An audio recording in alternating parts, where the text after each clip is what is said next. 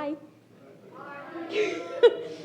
Today I'm going to talk about, well, it's the same message I did yesterday in my group at school, but I'm going to be talking about being the salt of the earth. So before I get into that, I'm going to tell you about a story that happened to me at lunch the other day. I was sitting down, my friend sat down next to me, and she took a bite of her food that she'd gotten from the lunch line. And she said, "This is kind of gross." and then what she said was, "I wish they had salt out there for us to put on it, because that would make this so much better." So probably no one really likes the school food. Like, it's not that good. In most public schools, it's not very good. But you could probably agree that if they had little salt packets or whatever out there, it would probably make it better, make it more flavorful. So that's what salt does. It's good. Salt enhances the flavor of food. If you have food, like the school food that tastes bad, by itself, if you put salt on it, it might make it a little more flavorful and taste better. But it doesn't really have a taste on its own. And in this passage, Jesus is saying that we are like salt. So I'm going to read Matthew 5:13, which says, "You are the salt of the earth, but if salt has lost its taste, how shall its saltiness be restored? It is no longer good for anything except to be thrown out and trampled under people's feet."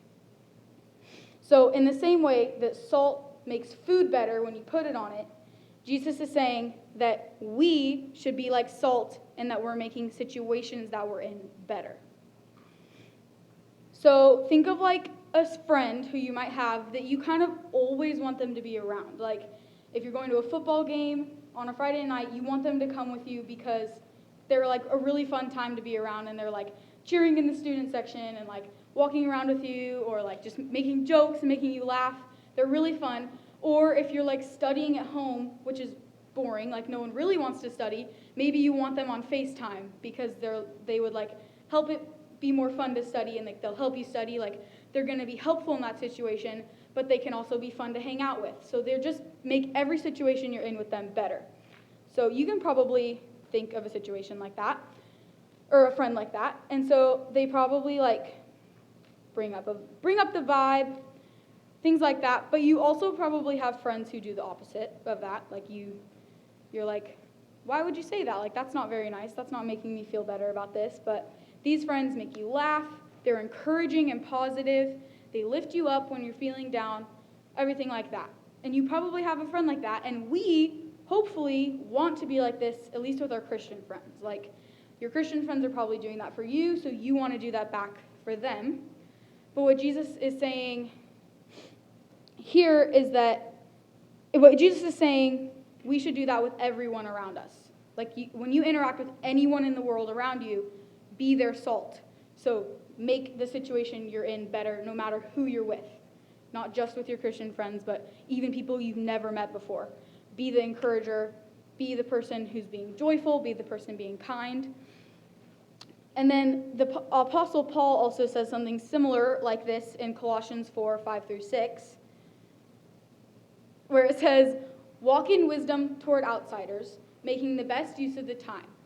Let your speech always be gracious, seasoned with salt, so that you may know how you ought to answer each person."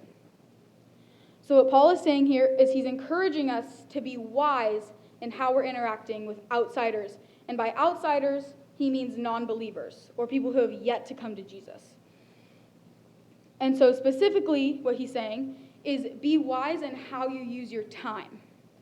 So there's pretty much two things we can sacrifice for the sake of Jesus and God's kingdom. It's our time and our money. And at this point in our lives, the people in youth group, we don't really have a lot of money because we don't have jobs yet, most of us. And if you do have a job, you're also in school, so you're mostly focusing on that. So what we can be thoughtful about is how we're spending our time. And how, if what we're doing with our time is for the sake of God's kingdom. So, again, going back to friends, you be the friend. Like, when you're at a football game, be the friend who's bringing up the vibe. Be the friend who's encouraging each other, like other people. Be the friend who's being the salt in the situation. If your friend is having a hard day, don't, talk about what's going on in your day.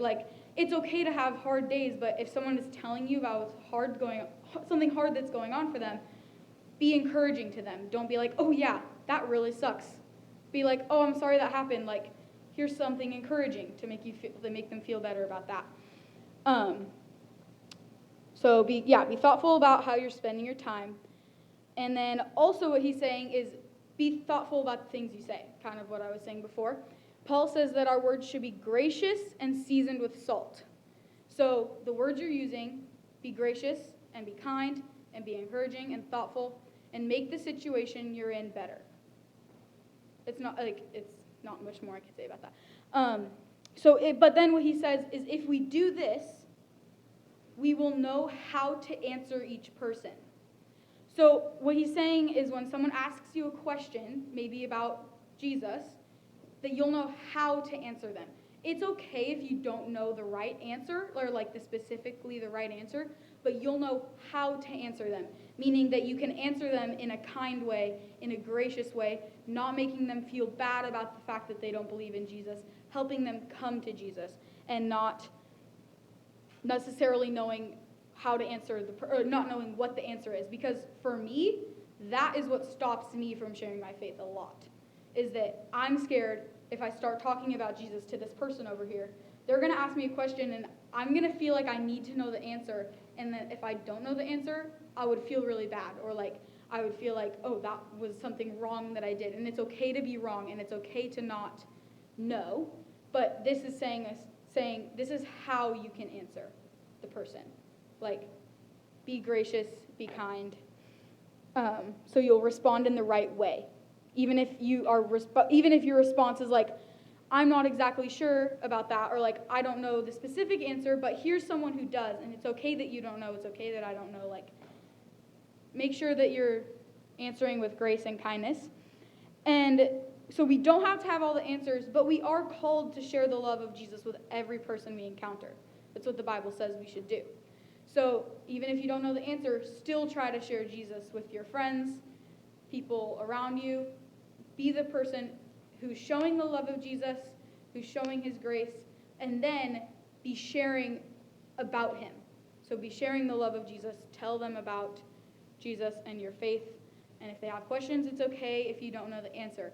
But share the love of Jesus and make situations you're in better. And then if you do that, you'll be very salty. You'll be the salt of the earth.